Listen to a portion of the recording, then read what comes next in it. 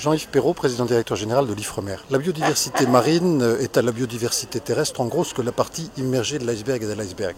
C'est-à-dire qu'elle est à la fois beaucoup plus importante quantitativement, beaucoup plus méconnue qualitativement, et donc ça nous donne une responsabilité particulière autour des enjeux de la biodiversité, qui d'ailleurs dans le domaine maritime comme dans le domaine terrestre sont les mêmes.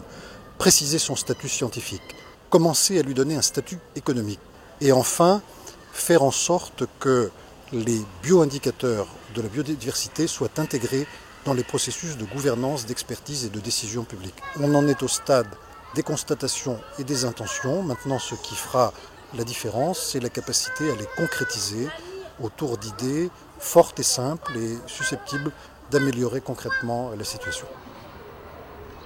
Oui, bonjour, je m'appelle Philippe Lessène, je suis directeur des affaires économiques, sociales et culturelles au secrétariat d'État à l'Outre-mer. L'Outre-mer représente une part essentielle de la biodiversité française, de la biodiversité européenne, et au travers de nos collectivités d'Outre-mer qui sont réparties sur les 3 océans, la France a une responsabilité mondiale en matière de biodiversité. Donc l'objectif premier est de bien faire, dans le cadre de ce Grenelle, prendre conscience des enjeux considérables que représente l'outre-mer en faveur de la biodiversité. Et les premiers travaux et échanges que nous avons eus déjà depuis quelques jours montrent que chacun a bien pris conscience de cette importance. Alors il y a plusieurs façons de faire. La première, c'est d'expliquer en quoi la biodiversité est importante outre-mer, ce qu'elle représente. Ensuite, c'est d'expliquer ce que nous faisons déjà pour voir comment on pourrait peut-être l'amplifier, le développer davantage. Et puis, avec des experts, voir ce qu'il serait possible de compléter pour faire en sorte que ces questions soient bien prises en compte aujourd'hui.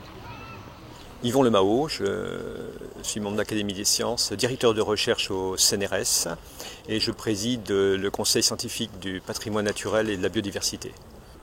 Mon rôle, je crois, c'est de dire l'écologie doit sortir de l'image qu'elle a. On pense petites bêtes, petits oiseaux, alors qu'en fait, elle conditionne un développement durable. On ne voit pas comment, par exemple, on pourrait faire face à l'avenir. Et c'est évidemment ce qui concerne les générations futures, sans continuer à tirer parti de toutes les ressources qui sont offertes par la biodiversité, les services qu'elle rend.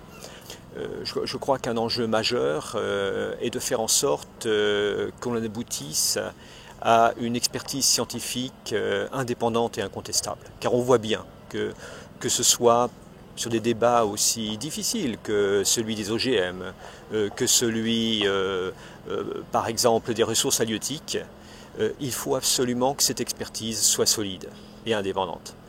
Car on ne voit pas comment, autrement, la décision publique pourrait se faire.